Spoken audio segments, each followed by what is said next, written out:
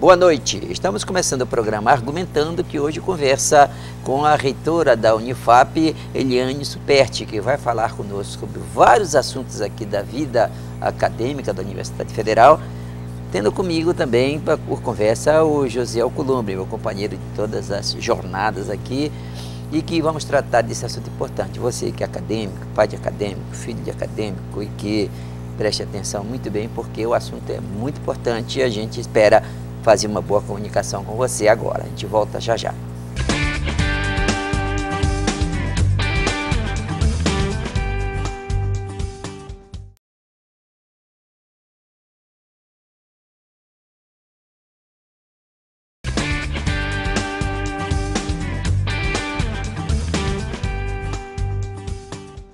Bem, estamos de volta agora conversando com a reitora da Universidade Federal do Estado do Amapá, Eliane Superti. Um prazer muito grande tê-la aqui, sabia? Tinha uma vontade muito antiga, era antiga mesmo, afinal de contas já faz um bom tempo que é reitora e a gente estava esperando por aqui mesmo. Poxa, obrigada. Eu é que agradeço o convite e é muito bom estar aqui também.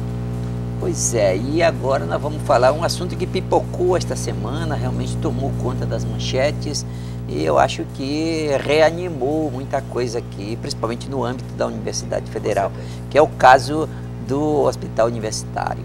Sem dúvida. Não é? Sem dúvida. Como é que é realmente esse projeto? Qual a proposta que ele traz? Qual a quantidade de recursos que vai ser locado? Como é que está esse recurso? Está negociado? Não está negociado? Tá. De fato, o Hospital Universitário é uma pauta fundamental para a nossa universidade e eu entendo que para o estado do Amapá, né? O hospital será um hospital de grande porte, portanto, ele com certeza vai ajudar o Serviço Público de Saúde a dar respostas a hoje demandas que nós não conseguimos responder. E o que terminou essa semana e por que a gente invadiu aí as manchetes, como o senhor bem chamou a atenção? Nós concluímos essa semana o plano de necessidades do hospital. O que é o plano de necessidades? É o planejamento do que é que o Hospital Universitário vai oferecer à comunidade em complementação ao Serviço Público de Saúde, o SUS. O nosso hospital tem duas funções. Uma, atender a necessidade acadêmica de profissionalização, né, dos setores da universidade, que não só medicina, é claro que medicina é envolvida nisso, né, os alunos de medicina são o público do hospital, mas também outras áreas, por exemplo, administração hospitalar, nós temos curso de administração na universidade, hoje uma área nova e muito difundida, pedagogia hospitalar, nós temos o curso de pedagogia na universidade, ou seja, envolver a comunidade universitária nesse espaço de ensino. E o segundo, que era preciso fechar agora o plano de necessidades, foi o que a gente conseguiu fazer, em que medida esse hospital complementa o Serviço Público de Saúde. Então, nós tivemos 5 reuniões com o comitê gestor, com os gestores de saúde, com a empresa brasileira de serviços hospitalares, que é, por lei, quem vai administrar o hospital da Unifap, para que a gente fechasse esse plano. E, em cima disso, nós já pudemos apresentar à sociedade qual é o estudo preliminar do plano diretor. E aí, então, apresentar as imagens de como deve ser o planejamento desse hospital.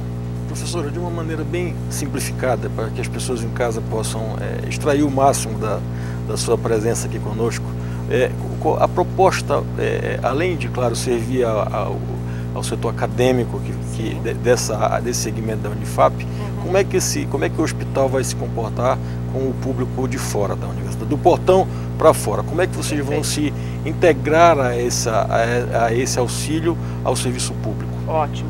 Olha, o nosso hospital é um hospital que a gente chama de referenciado, ou seja, ele vai receber os casos para atendimento que já venham referenciados por outras unidades de saúde, os postos de saúde e os outros hospitais. Então ele vai trabalhar com a média e a alta complexidade, que já passou pelo primeiro atendimento no Serviço Público de Saúde e vai ser encaminhado para a Unifap, para que ele possa seguir com este encaminhamento e com o tratamento. A média complexidade já vai estar toda instalada desde a primeira fase do funcionamento do hospital, que deve acontecer daqui 5 ou 6 anos. A alta complexidade, a gente vai começar com 2 atendimentos iniciais.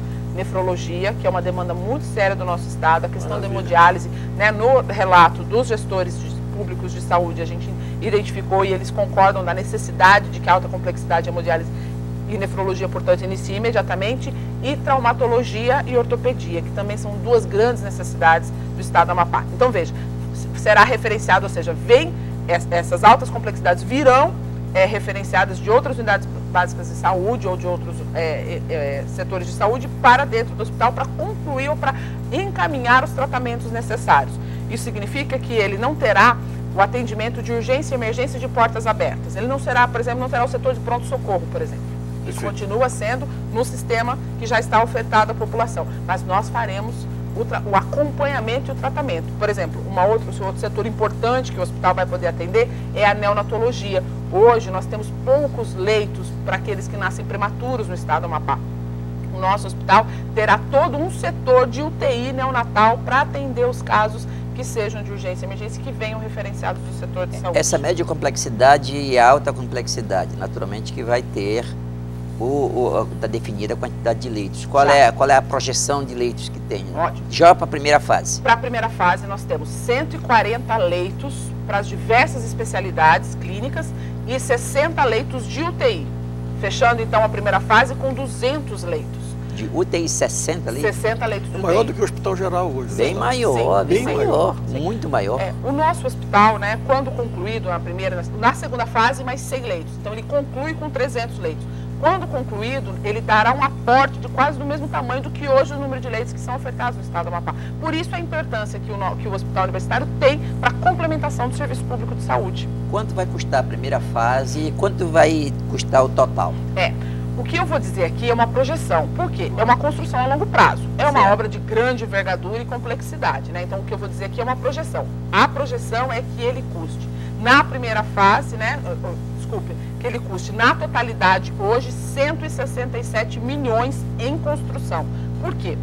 O Ministério da Educação é quem constrói o hospital, mas quem equipa o hospital é o Ministério da Saúde. A parte física é o Ministério da Educação. Isso, porque ele é um hospital universitário. Certo. E a parte de equipamentos para viabilizar os atendimentos, então todo o mobiliário, equipamentos médicos e tudo, é o Ministério da Saúde. Então, o mesmo valor que se gasta para levantar e construir o hospital, se gasta para equipar. Então, esse valor é só para construir. 167 milhões é o orçamento hoje. Claro que ele será reajustado. Será diluído em quantos anos, professora? De novo, uma previsão. De novo, claro, é uma obra, né, grande. A previsão é que nós tenhamos a primeira fase completa em 5 anos. Aí, mais 1 ano e meio para completar a segunda fase, né? Então, em 6 anos e meio, a gente já deve ter um hospital todo em funcionamento. Mas, como ele está sendo organizado em etapas, a nossa expectativa é que ele entre em funcionamento já no 5º ano de construção, que a gente já possa colocar ele como... 2020 aí. Exatamente. Por quê? Pela necessidade que o Estado tem de complementar esse serviço de saúde. A gente sabe que o hospital é importante para atender, muito importante, para atender as necessidades sociais. Com relação a esses aspectos, nefrologia, com relação ao próprio neonatal e a UTI, nós queremos uma explicação daqui a pouco mais. Mas, porque a gente vai agora para um rápido intervalo, a gente volta já para continuar a conversa. Perfeito.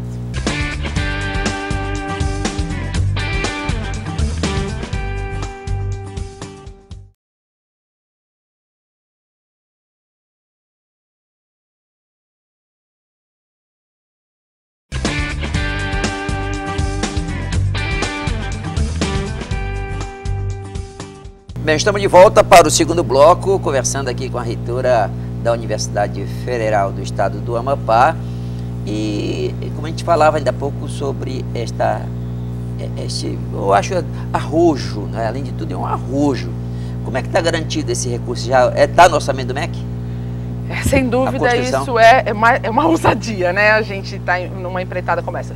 Essa não é uma obra de poucas mãos, né? A gestão passada, o professor Tavares, o professor Vilcrião, já tinham trabalhado para que a gente pudesse ter o projeto, conseguimos realizá-lo agora e vamos para o processo de construção.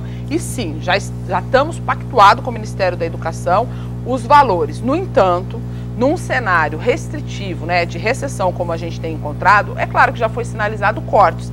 E aí, então, o que nós estamos buscando? Nós temos clareza e nós sabemos também que os nossos políticos têm clareza da necessidade do hospital e o quanto ele pode fazer a diferença no nosso sistema de saúde. Então nós estamos buscando o apoio da nossa bancada parlamentar para que a gente consiga o valor integral dessa primeira fase de construção, que seria alguma coisa em torno de 25 a 30 milhões para o ano de 2016. O MEC já garantiu um valor em torno de 10 milhões e o restante a gente vai tentar complementar com o apoio da nossa bancada. E fica aí o apelo, né, que a gente tem feito, tem um diálogo direto com a bancada, de que de fato eles entrem conosco nessa empreitada. Eu tenho uma curiosidade que ela é pessoal. Sim.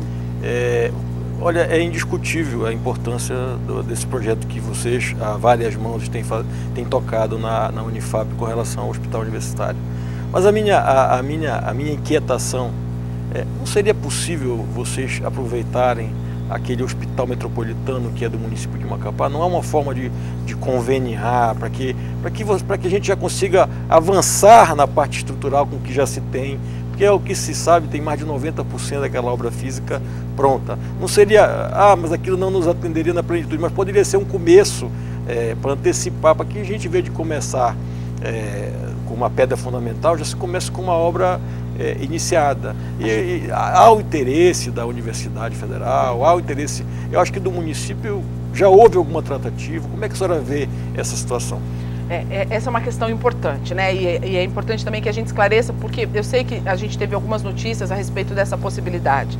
E, de fato, nós tivemos aí um diálogo mediado, né, por um parlamentar nosso, de aproximação para ver se era possível. Qual é a dificuldade de que a universidade encampe o Hospital Metropolitano, que está sendo finalizado?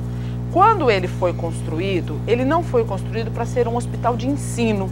Ele foi construído para ser um hospital de atuação no serviço público de saúde. Ou seja, as estruturas do hospital não permitem que a gente entre com toda a parte acadêmica que precisa estar lá. Ou seja, seria preciso uma reforma muito significativa para que ele atendesse às nossas demandas.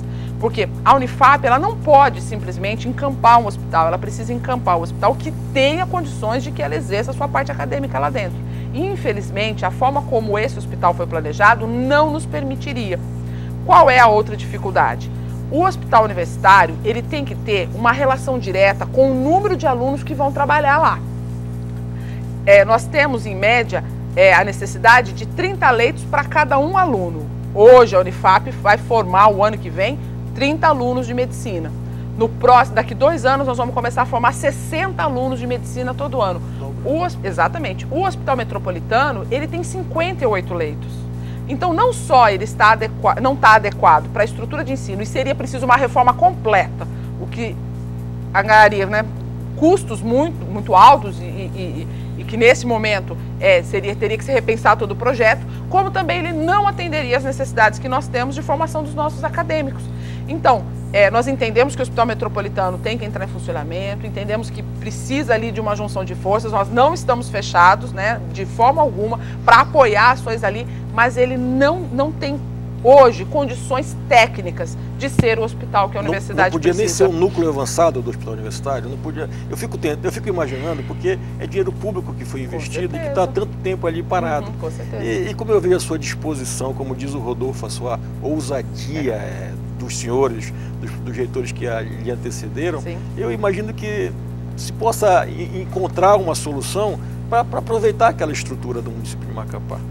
Como eu disse, a gente não está fechado para negociação, mas ela precisa ser muito bem costurada para que não se frustre os interesses. Porque, né, uma área avançada na Zona Norte que vai fazer uma especialidade que teria que ser, né, muito específica, a gente precisa ver quais são as necessidades daquele entorno. E me parece que eles são muito mais amplos do que uma especialidade ou um polo. Me parece que aquele hospital ele tem que ter um hospital de portas abertas para atender ali, né, grande parte da demanda, exatamente. Pois é, e um hospital que está lá com uma necessidade de 12 milhões de reais para acabar só com relação só ao prédio e depois a equipagem. Agora, com relação ao pessoal, vocês têm dimensionado o pessoal para lá? Então, como eu lhe expliquei, a universidade ela vai administrar o hospital do ponto de vista acadêmico. Toda a parte acadêmica é dela, mas não é da universidade, pela força de lei de criação da Empresa Brasileira de Serviços Hospitalares, a administração do serviço de saúde. Então, a EBSER, ao entrar para a administração desse hospital, ela faz um concurso público que vai contratar, portanto, os servidores que atenderão parte da área acadêmica e toda a área de assistência à saúde. Dimensionado neste primeiro momento pela EBSER e não por nós, em torno de 800 profissionais para fazer o hospital funcionar na primeira fase. Parte na da área segunda fase, acadêmica, mais 200. Qual é o percentual do pessoal 300, da área acadêmica? 300 para a acadêmica e 500 para a área hospitalar. Para a área hospitalar, na primeira fase. Na segunda fase vai para 1.000. Aí vai ser 400 e 600. É uma comunidade só de frente, não é? Porque só de frente. Sim. Então isso exige um plano diretor da universidade funcionando, com os estacionamentos, com toda aquela estrutura de atendimento com novas portarias, com novas fiscalizações, não é? Com novas entradas, com novas saídas.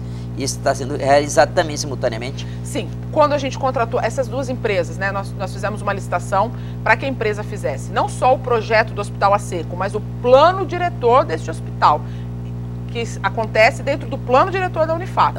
Então, quando a empresa foi contratada, nós já planejamos e colocamos nesse planejamento de necessidades a questão do acesso viário, né, que precisa ter, tem que ter rotas de fuga para as ambulâncias, para as estações de emergência, todo o entorno com estacionamentos, o heliporto, com a última fase do hospital, nós vamos integrar a Rede Nacional de Transplante, nós vamos ter um heliporto atrás do hospital. Quem pode ver o videozinho que é a Unifap, está no site da Unifap, sabe que está lá, tem um heliporto colocado, então toda a estrutura viária e toda a estrutura de urbanização do entorno vai estar contemplada na construção do hospital, inclusive a central de subtratamento de esgoto, porque o hospital precisa ter, ele não pode colocar as saídas lá, elas estão congestionadas, tanto a roda VJK quanto a que a gente fala a 17ª, que é por onde sai ali do Zerão.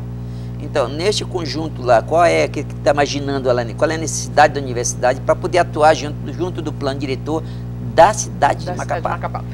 Então, a localização do hospital foi justamente pensada em função das dificuldades que nós temos no entorno, principalmente da questão viária. Quando nós, junto com o comitê gestor e toda a equipe que trabalhou nesse plano de necessidades, definiu que aquele seria o hospital, nós fizemos uma consulta ao governo do estado para entender se de fato aquele seria o setor que nós conseguiríamos ter o melhor acesso a esse hospital. E aí foi definida essa área. E por quê? Veja, a Unifap, ela pode construir, como ente federal, ela pode construir do portão para dentro, mas nós não podemos fazer ações do portão para fora. Precisamos, portanto, do apoio, né, e ambos os gestores já se colocaram à disposição para que a gente consiga um bom fluxo naquele setor, tanto da Prefeitura quanto do Governo do Estado, mas a gente vai precisar, com certeza, do apoio deles na ampliação, né, do acesso. Vamos mais um intervalo, professora, mas a gente volta já falando do outro assunto importante, que é a biblioteca. Isso. Né? Nós estamos aí com uma projeção para a biblioteca, uma biblioteca moderna dentro da própria universidade. A gente volta já.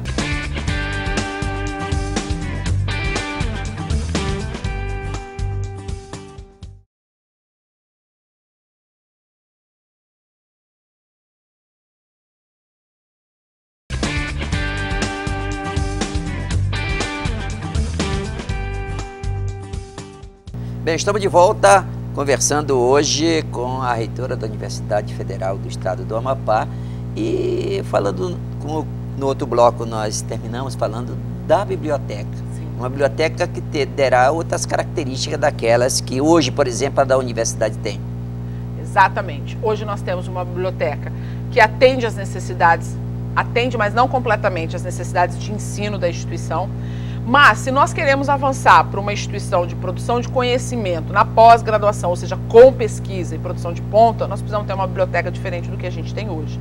E é pensando nisso, né, que essa gestão agora, que assumiu recentemente, está planejando e já está, portanto, em projeto a construção da nova biblioteca da Unifap, uma biblioteca central com 3 pavimentos, né, onde nós vamos poder oferecer maior conforto ao nosso usuário, ampliar significativo o nosso acervo, mas para além disso, e algo que é muito importante para a nossa comunidade, fazer dessa biblioteca uma biblioteca comunitária, que a sociedade possa se beneficiar dessa estrutura dentro da Unifap. Com tudo isso, o que é que acontece, afinal de contas, para que professores e alunos não estejam satisfeitos?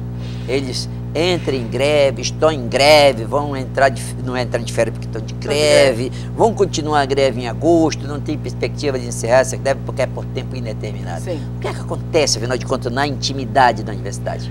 Olha, existe uma pauta interna e que precisa ser, e a gente tem feito as negociações e que ela é real, é que a universidade, ela cresceu muito nos últimos 8 anos, né? A gente sai de 14 cursos e vai para 42. E nós temos carências infraestruturais do ponto de vista da organização de laboratórios, Salas de aula hoje a gente consegue atender os cursos, mas não cada curso com a sua estrutura, né? Usando estruturas, o que laboratórios, bastante, mas principalmente laboratórios.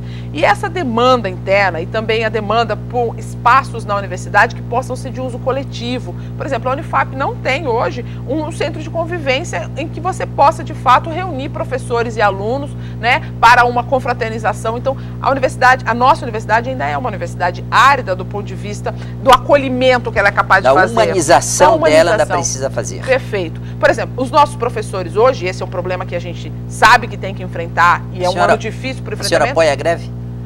Eu respeito o movimento grevista. Não, eu apoio. Respeitar nós tudo é. Eu sou sindicalizada, né? Estou na condição de gestora, entendo o movimento relevante e o respeito. Respeita, assim, mas, digamos, tipo, a iniciativa fosse da senhora, a senhora não grevava? Eu teria feito a greve a partir de agosto. A partir de agosto, né? Haveria mais coerência, porque essa greve tem relação com o orçamento do federal, não é? Exatamente. Com a proposta orçamentária que vai ser aprovada em dezembro. Exatamente. E com a proposta orçamentária que vai ser aprovada em dezembro, mas que em agosto ela tramita do governo para o Congresso, que é a hora da pressão. Ela foi fora de tempo. Que é a hora da pressão.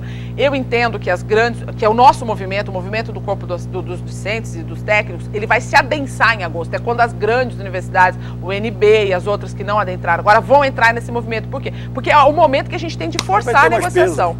Aí vai ter mais peso. Só que, né, não tem como eu dissociar a minha visão da gestão, eu já estou lá dentro, né? Quer dizer, a gente parou em dia 28 e nós temos um conjunto de ações que ficam paralisadas, claro, com a greve, né? E aí a gente começa a ficar muito preocupado. Qual é a principal consequência da suspensão do calendário? Qual é a principal consequência? Não é só o atraso. E hoje, do ponto de vista... a gente sabe que não é só o atraso, mas essa consequência qual que é? A perda de recursos. Perda de recursos, não é? Vocês perdem muito recurso lá por causa da greve, não é? Sem dúvida nenhuma. Que fique claro que eu não estou culpando o movimento grevista por isso, mas isso é uma consequência, e uma consequência para uma universidade pequena como a nossa, onde a infraestrutura ainda falta, perder recurso é muito cruel. É muito cruel. A reitora é muito gentil, ela procura as palavras para não... Agora, não é todo, o calendário não está suspenso todo.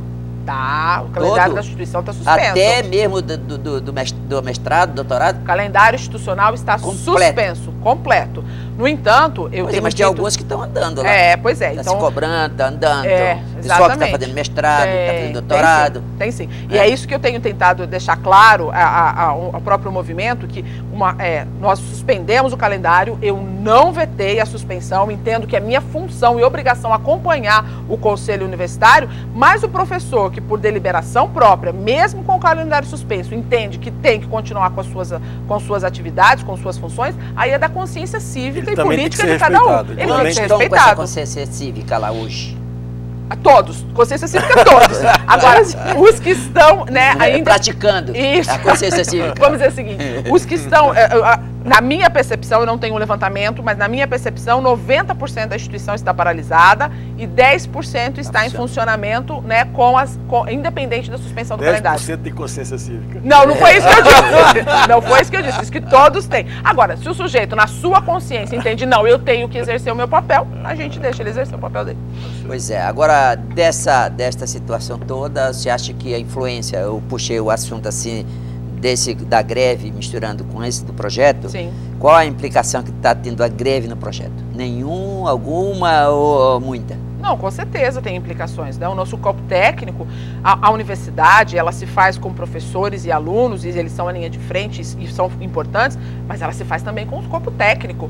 Não é possível tocar projetos dessa envergadura sem que o corpo técnico esteja envolvido. Então, sim, com certeza nós teremos, né, dificuldades no processo licitatório, dificuldades na condução dos processos para chegar ao objetivo que é iniciar as construções. Então, sim, e nós temos trabalhado muito, o grupo, né, que não faz a greve, que é da gestão e que tem cargos de direção e tudo mais, trabalhado com muito afinco para que esses dois projetos, pelo menos, sejam preservados e não tenham grande impacto. Qual a relação que está agora, neste momento, com o MEC, com as autoridades da Educação Nacional, para que esse recurso, essas greves acabem não impactando demais, digamos, na liberação de recursos para o projeto?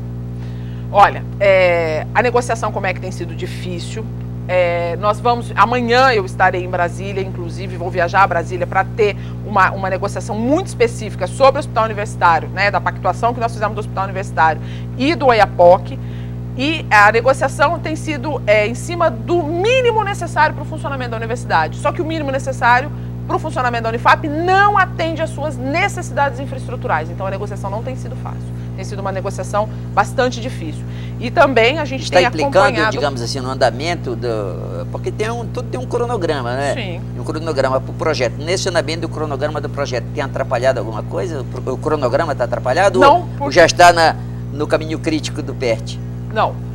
Não atrapalhou porque a gente estava... O projeto que a gente executa agora foi um projeto que a gente fez a licitação no ano passado, então a contratação estava sendo feita. O que provavelmente vai impactar é na nossa capacidade de fazer o processo licitatório daqui para frente, né? Porque a gente precisa estar com a capacidade de executar. Exatamente, perfeito. Pois é, agora está ali, o povo está bem ali, olha, esperando aí a sua grande mensagem, aquela que você reservou para o final, para depois fazer os seus agradecimentos. Tá bom, eu quero deixar de mensagem uma fala que tem sido muito recorrente na nossa gestão, de que a Unifap é um espaço da sociedade amapaense, que ela precisa se aproximar da sociedade, ela precisa estar em consonância com os movimentos sociais, faz parte dessa sociedade os empresários, faz parte dessa sociedade o poder público, e aí a necessidade que nós temos de estar em consonância, de funcionar como uma agência de desenvolvimento do Estado do Amapá. Por isso a importância que nós atribuímos e temos dado ao projeto do hospital, ao projeto da biblioteca, que não seja uma biblioteca apenas fechada dentro do mundo acadêmico, mas que se transforme numa biblioteca comunitária, para fazer com que nós possamos exercer esse papel de fomentar, junto com as outras forças políticas, o desenvolvimento do Estado do Amapá. Muito obrigado pela sua presença aqui, fiquei muito feliz com a entrevista. Muito obrigado. Obrigado. E eu quero que o telespectador também preste bem atenção, porque afinal de contas nós vamos ter de volta aqui numa espécie assim de comunicação do andamento. Sim, prestação de contas, isso é fundamental. Siga conosco, siga com a Band.